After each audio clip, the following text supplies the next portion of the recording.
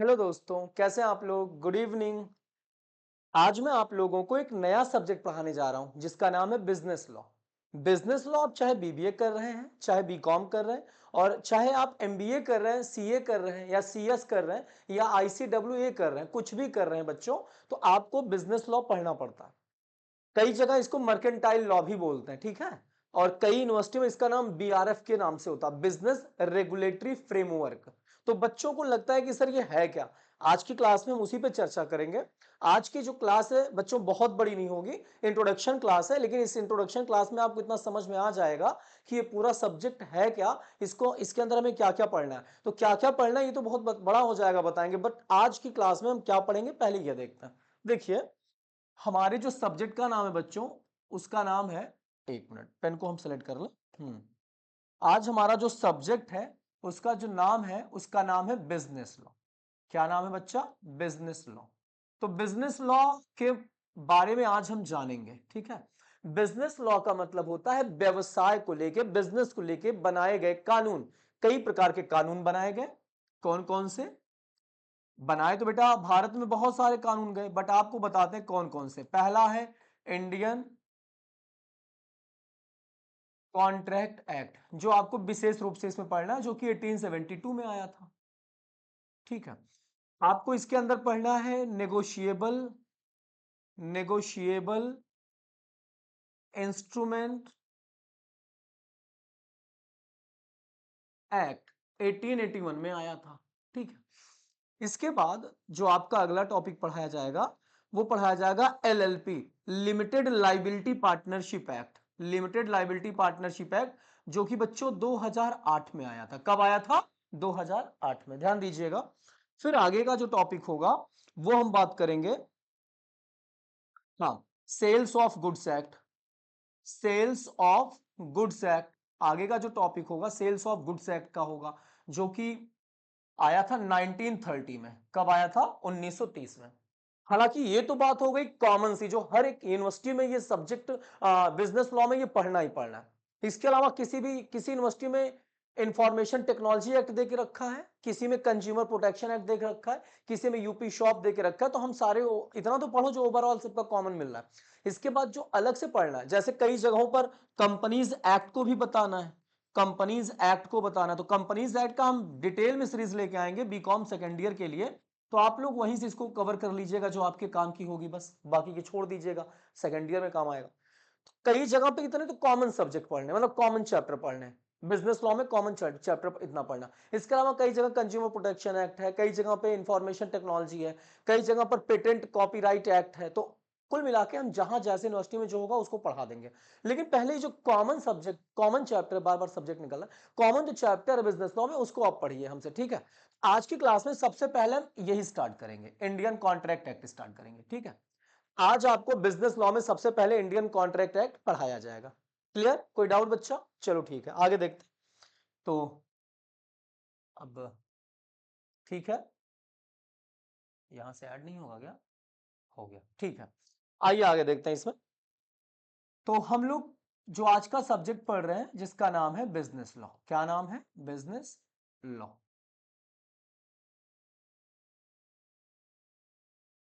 तो business law में आज हम क्या पढ़ेंगे? सबसे पहले इंडियन कॉन्ट्रैक्ट एक्ट 1872, हिंदी में कहते हैं भारतीय अनुबंध अधिनियम 1872। हिंदी में क्या कहते हैं? भारतीय अनुबंध अधिनियम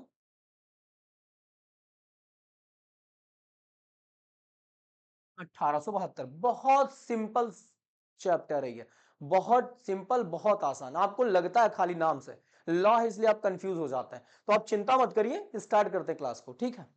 चलिए बच्चों, सबसे पहली बात आपको इस लॉ के बारे में थोड़ा सा हम बताते हैं, जो आज हम पढ़ रहे हैं Indian contract act. Business law का मतलब तो है व्यवसाय को चलाने के लिए जो लॉ बनाए गए हैं, उसमें कई सारे लॉ हैं, एक स्पेशल लॉ तो है नहीं, बट सबसे पहला जो हम एक्ट पढ़ेंगे, जो लॉ पढ़ेंगे उसके अंदर, वो पढ़ेंगे इंडियन कॉन्ट्रैक्ट एक्ट, भारतीय अनुबंध अधिनियम 1872, ठीक है। अब आज की क्लास में सबसे पहला जो हम बच्चों पढ़ेंगे टॉपिक, ये सामने दिया गया।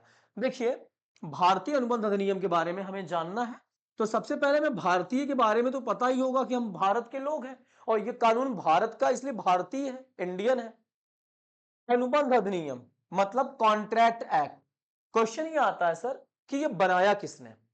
बच्चों इसको बनाया उस जमाने में जो ब्रिटिश गवर्नमेंट होती थी, जो ब्रिटिश गवर्नमेंट होती थी, उन ब्रिटिश गवर्नमेंट के लोगों ने बनाया था, क्योंकि वो इंडिया में राजा थे, रूल बनाते थे एंड रेगुलेशंस बनाते थे। इंडिया का वो जो है कुल मिलाकर के संचालन करते थे, इंडिया का कंट्रोल अंग्रेजों के हाथ में था। तो इसलिए बेटा उन लोगों ने इस कानून को बनाया। इस कानून को क्यों बनाया ये भी आप जान लीजिए, क्योंकि ईस्ट इंडिया कंपनी की स्थापना के बाद बहुत सारी कंपनियां भारत में आने लगी, जो कि अंग्रेजों ने यहां पर लाके स्टैब्लिश करा दिया। कोई टायर मैन्युफैक्चर करी, कोई विमान कंपनी है, कोई कंस्ट्रक्शन का काम कर रही है, तो आए दिन उसमें कॉन्ट्रैक्ट होते थे, एग्रीमेंट होते थे।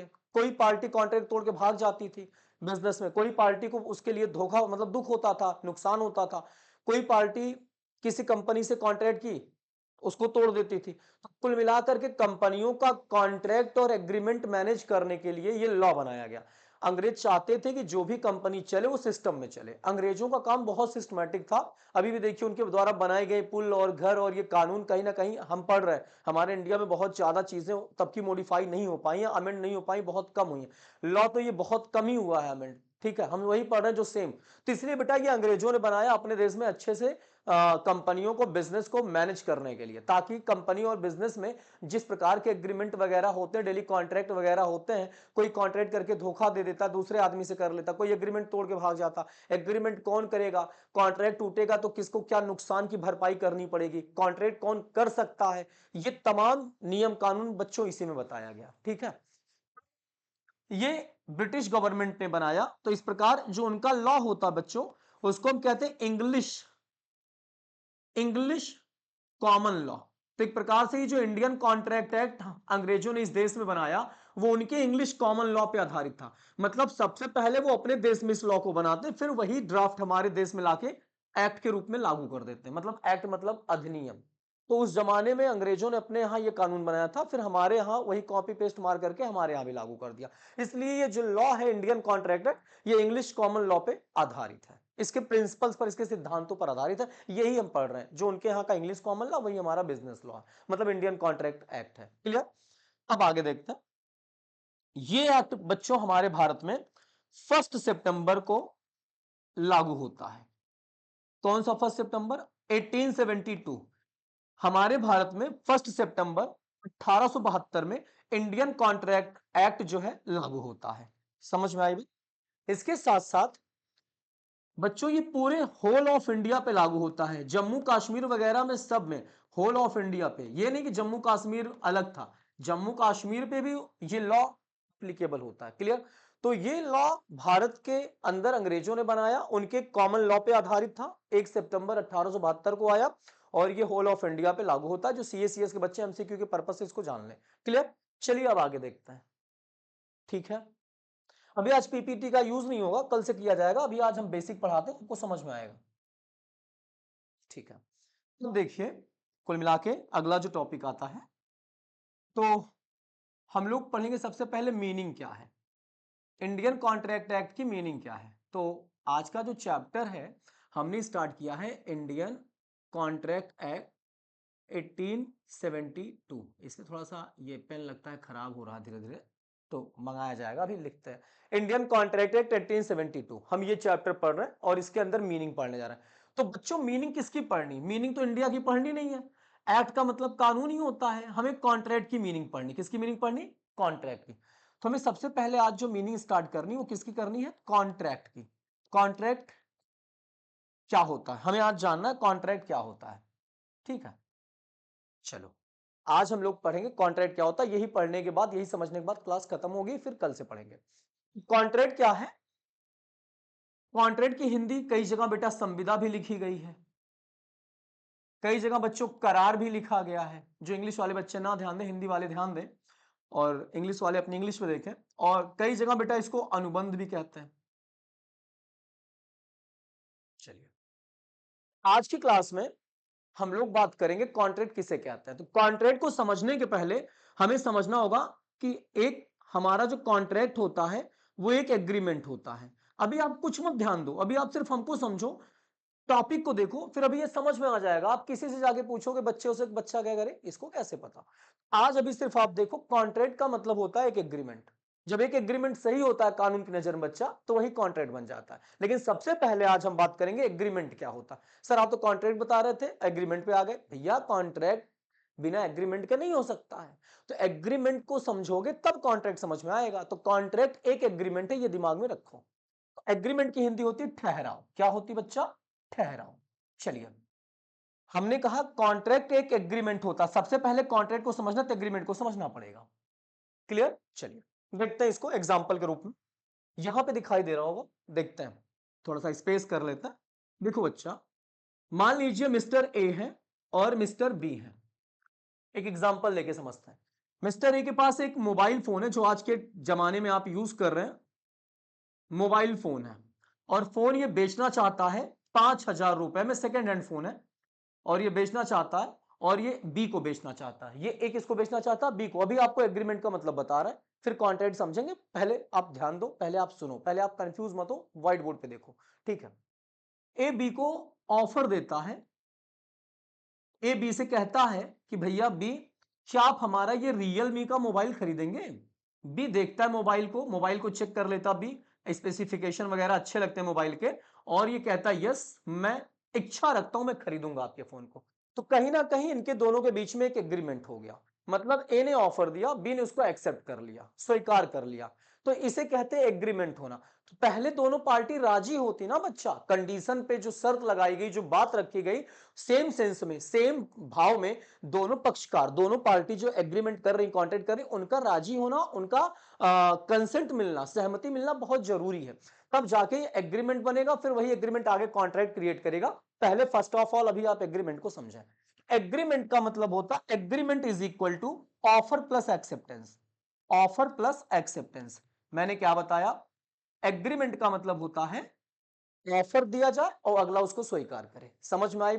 इतना क्लियर हुआ? एक बार ध्यान दें, मीनिंग क्या, कॉन्ट्रैक्ट क्या है? कॉन्ट्रैक्ट का मतलब होता है एग्रीमेंट। बिना एग्रीमेंट के कॉन्ट्रैक्ट नहीं हो सकता है। एग्रीमेंट क्या होता है? दो पार्टी के बीच में या दो से ज्यादा पार्टीज के बीच में जो ऑफर और एक्सेप्टेंस होता है, वही एग्रीमेंट होता है। क्लियर? चलिए आगे बढ़े। देखिए, तो अभी आप लोग समझ रहे हैं कॉन्ट्रैक्ट क्या है। अभी आपको मीनिंग बताई जा रही कॉन्ट्रैक्ट की। मीनिंग किसकी बताई जा रही बच्चा? कॉन्ट्रैक्ट की। कॉन्ट्रैक्ट एक एग्रीमेंट है, ये भी आपको अच्छे से समझ में आ गया। अब एग्रीमेंट क्या है? Agreement sir offer plus acceptance है। ठीक, कोई डाउट? गुड। एग्रीमेंट, पहले कॉन्ट्रैक्ट एग्रीमेंट है, एक एग्रीमेंट ऑफर प्लस एक्सेप्टेंस होता है। ठीक है, चलिए, तो कुल मिलाकर के ये जो एग्रीमेंट होता है, इन दोनों के बीच में एक पार्टी ऑफर दे रहा है, अगला उसको एक्सेप्ट कर रहा है। तो यहां पर दोनों पार्टियों के बीच में एक कंसिडरेशन फॉर्म होना चाहिए। अभी और बात आगे बढ़ रही है, देखो, पहले आप धीरे धीरे समझो। एक कंसिडरेशन भी होना चाहिए। कंसिडरेशन क्या है सर? ये नया टॉपिक क्या डाल दिया? अभी तो बहुत अच्छे समझ में आया, अभी अगला कंफ्यूज कर दिया। नहीं बेटा, कंफ्यूज नहीं होना। कॉन्ट्रैक्ट एक एग्रीमेंट होता है। एग्रीमेंट का मतलब होता है ऑफर किया, अगले ने एक्सेप्ट कर लिया। अब दोनों बीच में एक कंसिडरेशन होना चाहिए। What is the consideration? Consideration का मतलब होता है समथिंग इन रिटर्न। क्या होता है बच्चा? Something in return. कंसिडरेशन का मतलब होता है समथिंग इन रिटर्न। अब ये what is the sir something in return? आइए समझाते हैं। अभी आपने पढ़ा था, ए ने बी को ऑफर दिया था, मिस्टर बी, क्या आप हमारे मोबाइल फोन को खरीदेंगे? बी ने कहा था यस, मैं तैयार हूं, मैं, मुझे आपका फोन बहुत अच्छा लगता है सर, मुझे खरीदना है। इसने इसको अपना एक्सेप्टेंस दिया, इसने इनको ऑफर दिया था। ठीक है, तो इनके दोनों के बीच में एग्रीमेंट बन गया। और फोन का जो कीमत था मेरे बच्चों, वो था 5,000 रुपया। कितना था बच्चा? 5,000 रुपया। तो ये जब बाद में मोबाइल ए बी को बेचेगा, तो बी ए को 5,000 रुपया देंगे, और ए जो है बी को मोबाइल फोन देंगे। तो एक दूसरे को देखो कुछ मिल रहा है एग्रीमेंट में। इनको कंसिडरेशन के रूप में पैसा मिल रहा है, और इनको बेटा मोबाइल मिल रहा है। तो समथिंग इन रिटर्न, समझ में आ गया? तो एग्रीमेंट ऐसा हो जो कंसिडरेशन का निर्माण करे। कंसिडरेशन का मतलब क्या होता है कि एक पक्षकार को और दूसरे पक्षकार को कुछ ना कुछ मिले। तो वही कह रहा है कि ऑफर एक्सेप्टेंस तो हुआ बट कंसिडरेशन का होना भी जरूरी है। समझ में आया? तो कंसिडरेशन का मतलब होता है ए और बी के बीच में कुछ आया गया, उसको पैसा मिला, उसको मोबाइल मिला, समथिंग इन रिटर्न। क्लियर हुआ? कोई डाउट? तो हर एक कॉन्ट्रैक्ट एक एग्रीमेंट होता है जिसमें ऑफर और एक्सेप्टेंस इन्वॉल्व होते हैं और साथ ही साथ कंसिडरेशन भी होना चाहिए। भविष्य में कंसिडरेशन का निर्माण होना चाहिए। अगर कंसिडरेशन नहीं है तो एग्रीमेंट नहीं है, और एग्रीमेंट नहीं है तो कॉन्ट्रैक्ट नहीं है। क्लियर हुआ? बाद में जब मैं कंसिडरेशन चैप्टर पढ़ाऊंगा बच्चा ना, बहुत मजा आएगा, उसमें केस लॉ भी बताऊंगा। लेकिन अभी आप समझो कंसिडरेशन का होना बहुत जरूरी। वैसे कई जगह कंसिडरेशन के बिना भी एग्रीमेंट वैलिड है, एक्सेप्शंस है, वो हर जगह नहीं है, मैं बताऊंगा, बट पहले आप यहां ध्यान दें। समझ में आ रही क्लास? गुड। चलिए आगे बढ़ते हैं बच्चा। तो कुल मिला के आपको ये चीज ध्यान देनी चाहिए। अगर बच्चे लिखना चाहे तो लिखते भी चले, बहुत अच्छी बात है, लिखने की हैबिट होनी चाहिए।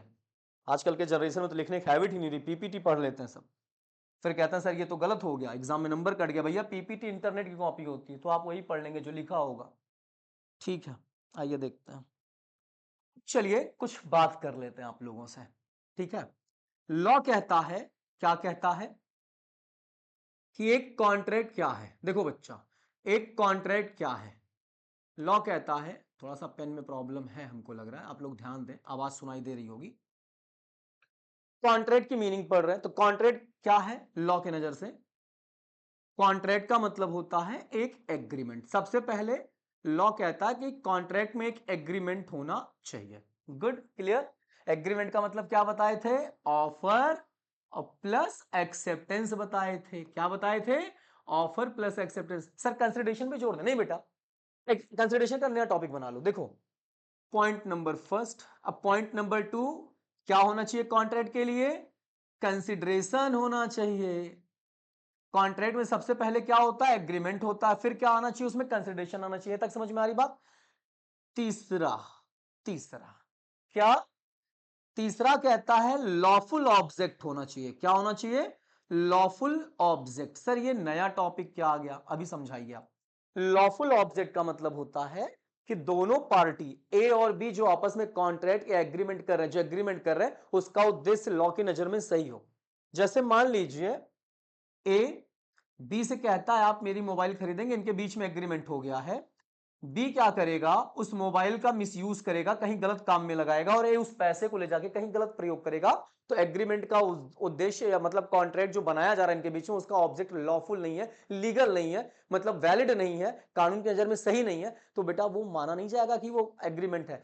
तो एग्रीमेंट पहले, अब हम एग्रीमेंट नहीं बता रहे हैं, हम एग्रीमेंट, सॉरी, कॉन्ट्रैक्ट को पहले हम एग्रीमेंट जानते हैं, फिर एग्रीमेंट में ये दोनों बातें आती हैं, फिर कंसिडरेशन आ गया, अब ये लॉफुल ऑब्जेक्ट। अब हम कॉन्ट्रैक्ट के अंदर चल रहे हैं, हम मीनिंग किसकी बता रहे हैं? कॉन्ट्रैक्ट की। लेकिन बिना एग्रीमेंट के कॉन्ट्रैक्ट हो नहीं सकता, इसलिए पहले एग्रीमेंट की मीनिंग बताई, फिर अब हम बता रहे हैं कि कॉन्ट्रैक्ट में अब ये बातें भी ध्यान दीजिए, एग्रीमेंट भी समझ में आ गया और कॉन्ट्रैक्ट करने के लिए उद्देश्य भी सही होना चाहिए। अब समझ में आ रही बात? चलिए चौथी बात, चौथी बात क्या है? देखिए चौथी बात आती मेरे बच्चों, फ्री कंसेंट। सर ये नए नए टॉपिक, बच्चा टॉपिक बढ़ेगा ना। फ्री कंसेंट, अब फ्री कंसेंट क्या होता है? स्वतंत्र सहमति। मतलब ए जो बी को ऑफर दे रहा है मोबाइल खरीदने का, और बी उसे एक्सेप्ट करे तो अपनी मर्जी से करे, दबाव में आके ए के ना करे, या फ्रॉड तरीके से ए बी की कंसेंट को ना ले। जैसे मैंने आपसे कहा कि अपनी जमीन आप, मतलब मेरी जमीन आप खरीद लीजिए 5 करोड़ की, आपने कहा कि मैं नहीं खरीदूंगा, मैंने कहा कि आपका बच्चा जाता है सेंट जोसेफ में, पहुंच नहीं पाएगा, तो कुल मिलाकर के मैंने आपको धमकी दी, चाहे कोई काम करने की, कोई अपराध करने की, या अपराध मैंने कर दिया, उस डर से आपने मेरे साथ एग्रीमेंट कर लिया या कॉन्ट्रैक्ट कर लिया, तो ये फ्री कंसेंट नहीं है। तो वही कह रहा है कि दोनों पार्टियों में सहमति होनी चाहिए, अपनी मर्जी से, दबाव में आके, धोखे से, गलत तरीके से कोई भी एग्रीमेंट नहीं किया जाएगा। तो कॉन्ट्रैक्ट में सबसे पहले एग्रीमेंट आया, एग्रीमेंट में ऑफर एक्सेप्टेंस होना चाहिए, और ये एग्रीमेंट कंसिडरेशन का निर्माण करे, साथ ही साथ उद्देश्य भी सही होना चाहिए कॉन्ट्रैक्ट करने का, और फिर फ्री कंसेंट होना चाहिए, मतलब किसी भी पार्टी को किसी प्रकार से दबाव में ला करके कॉन्ट्रैक्ट ना किया गया हो या एग्रीमेंट ना किया गया हो। समझ में आ रही बात? चलिए फिर पांचवा point, capacity to contract. Law क्या कहता है? Capacity to contract, capacity to contract. चलिए आइए देखते हैं कैपेसिटी टू कॉन्ट्रैक्ट मतलब सर ये क्या, आप तो कॉन्ट्रैक्ट बता रहे थे उसमें एग्रीमेंट बताए, समझ में आया, ये भी समझ में आया, अब ये क्या मेरे बच्चों, कॉन्ट्रैक्ट करने की तरीके को मैं बता रहा हूं, कॉन्ट्रैक्ट की मीनिंग क्या होती है। तो कॉन्ट्रैक्ट की मीनिंग पहले उसके एलिमेंट को देख लेते हैं, उसके अंदर बातें जान लेते हैं, तब कॉन्ट्रैक्ट समझ में आ जाएगा। तो कॉन्ट्रैक्ट एक एग्रीमेंट होता है जो कानून के द्वारा लागू होता है, मतलब जो लॉ के द्वारा इन्फोर्सिएबल होता है। बट हर कॉन्ट्रैक्ट में पहले एग्रीमेंट होता है और एग्रीमेंट के अंदर कंसिडरेशन का होना जरूरी है। और फिर यहां पर तो टॉपिक खत्म हुआ, ये पहला वाला मैंने दो पार्ट में बना दिया। तीसरा कह रहा है कि हर कॉन्ट्रैक्ट का उद्देश्य जायज होना चाहिए, लीगल होना चाहिए, वैलिड होना चाहिए। चौथा कह रहा है दोनों पार्टियों का जो कंसेंट है फ्री होना चाहिए, किसी दबाव में कोई कॉन्ट्रैक्ट ना किया गया हो। और पांचवा कह रहा है कैपेसिटी टू कॉन्ट्रैक्ट, मतलब लॉ कहता है कि अगर कोई कॉन्ट्रैक्ट कर रहा है तो वो दोनों पार्टी मेजर होने चाहिए, मेजर मतलब 18 या उसके 18 साल या उसके ऊपर के होने चाहिए। दूसरी बात कह रहा है साउंड माइंड होने चाहिए।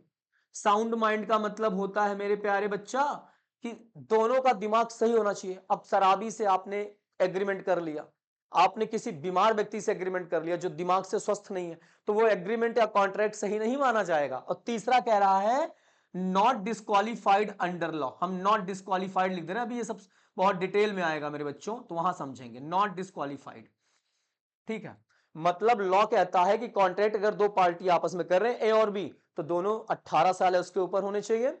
तीसरा दोनों सही दिमाग के होने चाहिए। चौथा कानून के द्वारा वो रोके ना गए हो, जैसे अपराधी ना हो, भारत के राष्ट्रपति ना हो, कोई कह सकते हैं कि विदेशी राजदूत ना हो, फॉरेन एम्बेसडर्स ना हो, ये लोग कॉन्ट्रैक्ट नहीं कर सकते। तो वही कह रहा है कि दोनों पार्टी के बीच में कैपेसिटी होनी जरूरी है। अगर मान लो एक पागल के साथ है तो आपने कॉन्ट्रैक्ट कर लिया, या एक माइनर के साथ जो मेजर ही नहीं है, 18 साल से कम है, तो क्या वो एग्रीमेंट जायज होगा? बिल्कुल नहीं होगा। तो क्या कह रहा है कि कॉन्ट्रैक्ट करने के लिए एग्रीमेंट होना चाहिए, और एग्रीमेंट के साथ साथ कंसिडरेशन होना चाहिए, फिर कॉन्ट्रैक्ट का उद्देश्य सही होना चाहिए, फिर कह रहा है दोनों पार्टियों की जो सहमति है वो अच्छे से होनी चाहिए, जब दबाव में या फ्रॉड तरीके से, गलत तरीके से ना ली गई हो। और लास्ट, मतलब लास्ट नहीं, अभी और भी पॉइंट है। और अगला कह रहा है कैपेसिटी टू कॉन्ट्रैक्ट, मतलब दोनों पार्टियों में कॉन्ट्रैक्ट करने की कैपेसिटी होनी चाहिए। समझ में आई बात? चलिए आगे देखते हैं। अभी आज बच्चा हम बेसिक बता रहे हैं आपको कॉन्ट्रैक्ट के बारे में, फिर कल डेफिनेशंस आएगा, फ्री एलिमेंट एक बार समझा देंगे, फिर आगे बढ़ेंगे कंटिन्यू। और ये जितने टॉपिक आप पढ़ रहे हैं मेरे बच्चों, ये सब चैप्टर के रूप में आएगा, ये भी चैप्टर मिलेगा, ये भी चैप्टर मिलेगा, ये भी चैप्टर मिलेगा, ये भी चैप्टर मिलेगा, ये सब चैप्टर आएंगे। अब आप कहोगे चैप्टर में चैप्टर, बेटा चैप्टर में सब चैप्टर है, तब जाके इंडियन कॉन्ट्रैक्ट एक्ट कवर होगा। मेन चैप्टर तो इंडियन कॉन्ट्रैक्ट एक्ट है, बट उसके अंदर के जो हेडिंग है, जो सब चैप्टर में डिवाइड किए गए वो अलग अलग आएंगे अब डिटेल में। पहले एक बार आप ओवरऑल समझ लो, फिर डिटेल में समझते हैं। ठीक है, चलिए आगे देखते हैं। यहां तक क्लियर हुआ? कोई डाउट? ठीक है, एक मिनट इसको देखें, थोड़ा सा वो होता है, हाँ ये कर लेते हैं, क्या मतलब है। ठीक है, चलो ऊपर रहेगा तो ज्यादा अच्छे से दिखेगा, तो आगे बढ़ता जाऊंगा मैं, कंटिन्यू समझ में आएगा। अब यहां पर छठा पॉइंट कह रहा है, क्या छठवां पॉइंट कह रहा है? पॉसिबिलिटी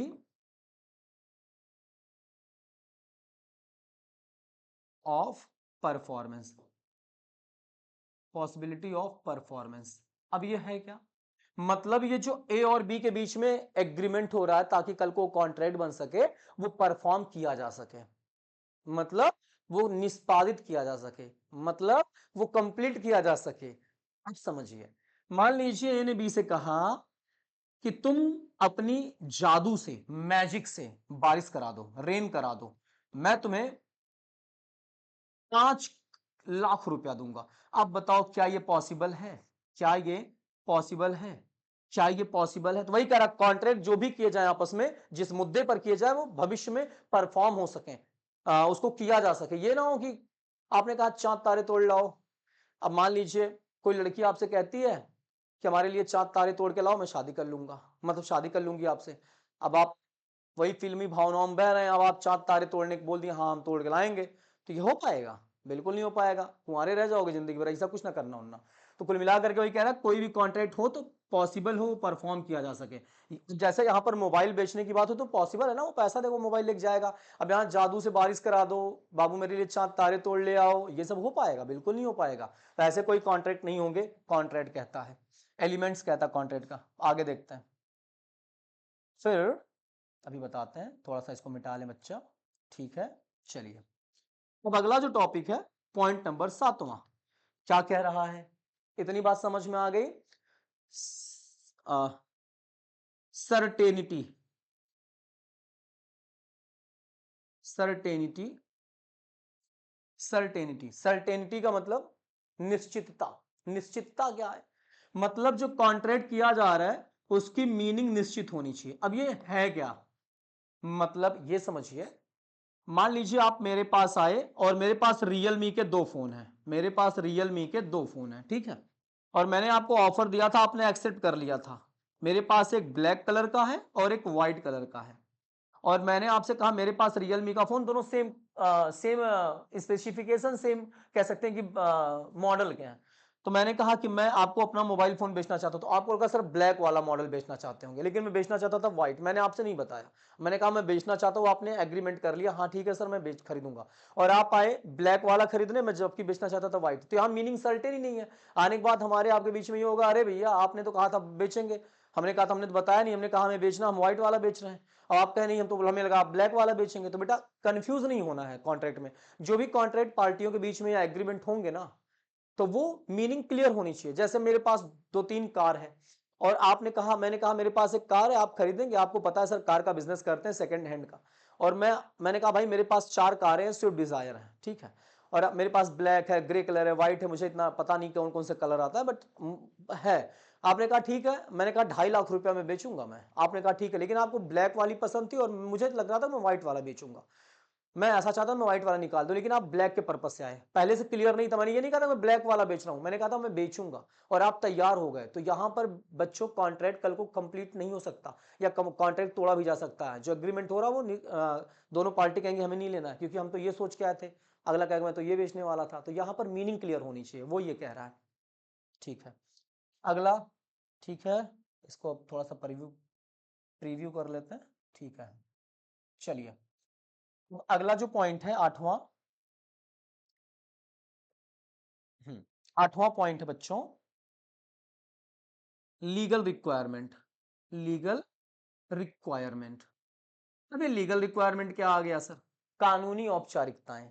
जब भी कोई एग्रीमेंट होता है तो ज्यादातर बड़े बड़े एग्रीमेंट रिटन हो जाते हैं, या ओरली भी, जैसे आप हमसे मोबाइल लेने की बात किए, लैपटॉप लेने गए, मोबाइल लेने गए, सब्जी लेने गए, एसी लेने गए, टीवी लेने गए, फ्रिज लेने गए, तो कई बार बच्चों हम ओरली एग्रीमेंट कर लेते हैं, हम दुकानदार से कहते हैं भैया हमको ये चाहिए, उसका कहता है ठीक है ये ओरल हो गया।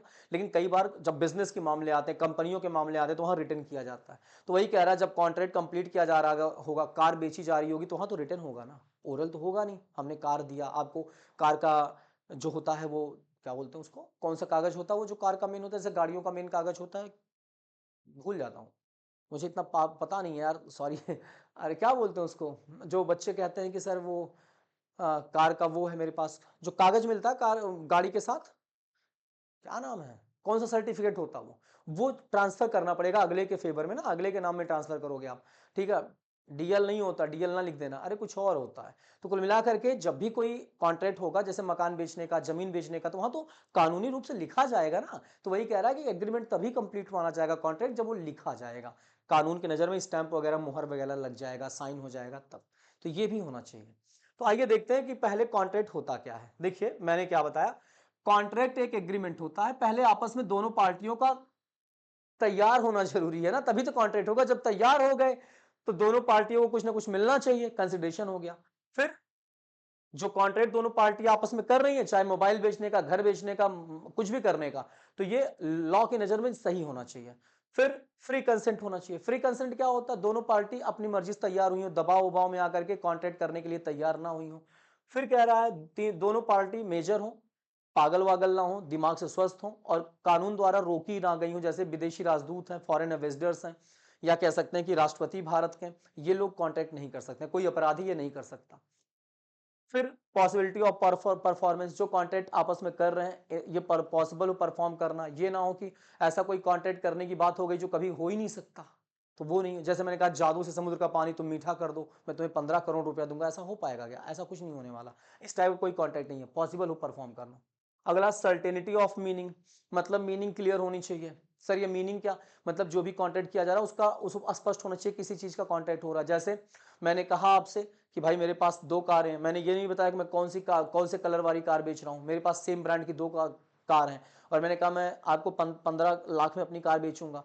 अब आप आ गए, मेरे पास मर्सिडीज है, मैं आप आ गए और मैं रेड वाली बेचना चाहता हूँ, आप ब्लैक वाली लेना चाहते हो, मैंने क्लियर ही नहीं किया था मैं रेड बेचना चाहता हूँ ब्लैक, तो आपने तैयारी तो कर ली, हाँ कर दिया, एग्रीमेंट तो बन गया, बट एग्रीमेंट बन के भी बेकार हो जाएगा अगर आप रेड वाली नहीं लोगे तो।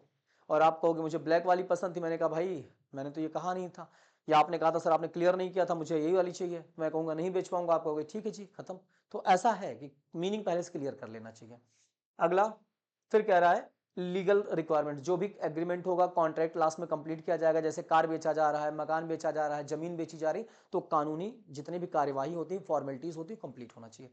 तो बच्चों आज की क्लास में बेसिकली हम यही पढ़े, और इसको हम क्या नाम देते पता है, ये जो हमने पढ़ा ये आपको इतना बता दिया, ये यहां मैं लिख दे रहा हूं क्या नाम दिया जाता, देखो अब पीपीटी से पढ़ा जाएगा, आज तो हम ऐसे बेसिक बता रहे थे।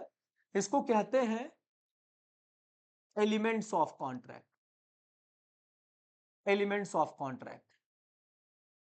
यही बात कॉन्ट्रैक्ट में होगी तब जाके ये एक वैलिड कॉन्ट्रैक्ट बन जाएगा, कानून की नजर में एक अच्छा कॉन्ट्रैक्ट बन जाएगा, और फिर इस पर कानून जो है मतलब जो कोर्ट है, जो लीगल कार्यवाहियां हो सकती हैं, वरना आप केस उस नहीं कर पाएंगे, बेकार डिक्लेयर कर दिया जाए, कोई मतलब। आज की क्लास शायद आपको समझ में आई होगी, एक दो बार आप रिवीजन कर करके पढ़ेंगे तो समझ में आएगा, धीरे धीरे समझ में आएगा, कई बार बच्चों को पहले दिन नहीं समझ में आता लेकिन समझ में आएगा। तो हमने क्या बताया आइए देख लेते हैं।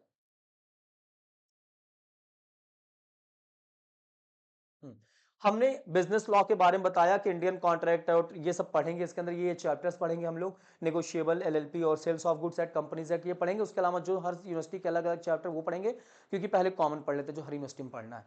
फिर हमने आपको बताया, फिर हमने बताया कि भाई बिजनेस लॉ में सबसे पहले इंडियन कॉन्ट्रैक्ट एक्ट, हिंदी में ये कहते हैं, और ब्रिटिश गवर्नमेंट ने इसको बनाया, और ये उनके इंग्लिश कॉमन लॉ पे बेस्ड है, उनके द्वारा बनाया गया इंग्लिश कानून पे ही आधारित है, और ये 1 सितंबर 1872 को ये पूरे इंडिया में लागू होता है।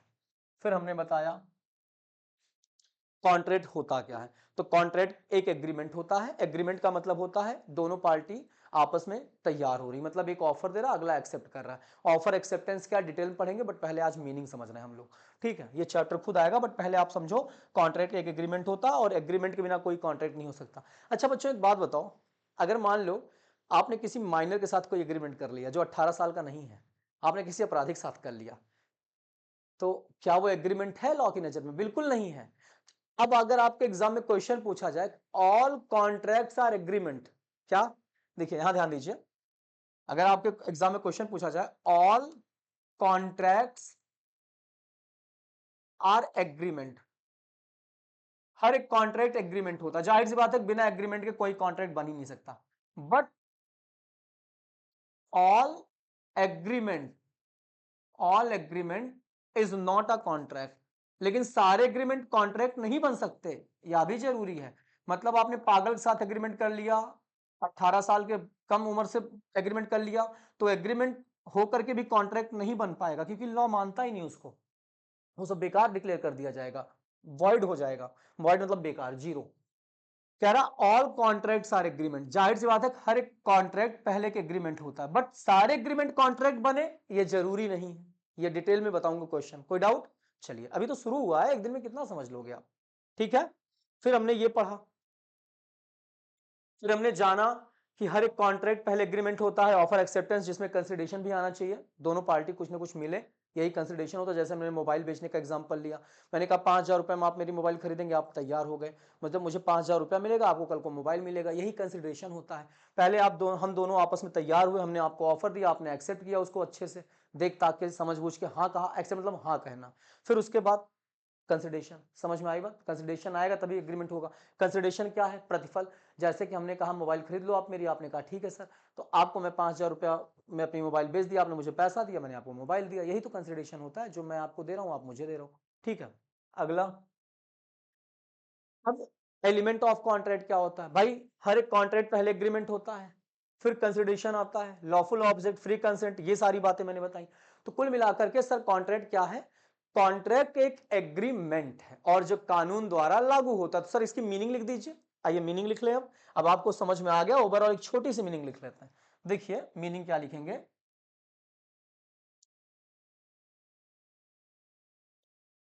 एन एग्रीमेंट विच इज, अरे यार, an agreement which are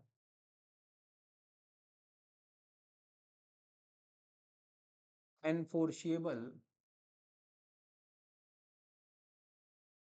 by the law is a contract। मतलब एक एग्रीमेंट जो कानून के द्वारा लागू हो सके, मतलब कानून जिस पे सुनवाई कर सके। आप पागल के साथ करके आओगे, माइनर के साथ करके आओगे तो कानून उस पर ध्यान नहीं देगा। तो वही कह रहा है एक एग्रीमेंट जो सही हो, जो कानून द्वारा परिवर्तनीय हो, एक्शन में लिया जा सके, जिस पर एक्शन ले सके कानून जो है, कोर्ट अदालत कानून एक्शन ले सके, वही कॉन्ट्रैक्ट होता है। तो हर एक एग्रीमेंट जो एनफोर्सेबल होगा लॉ की नजर में, वही क्या होगा, कॉन्ट्रैक्ट। तो हर एक कॉन्ट्रैक्ट सबसे पहले क्या होता है मेरे बच्चे, एग्रीमेंट होता है। इसीलिए मैं कह रहा हूं बार बार, हर एक कॉन्ट्रैक्ट एक एग्रीमेंट होता है। तो जब ये सही होगा तो ही कॉन्ट्रैक्ट बन जाएगा।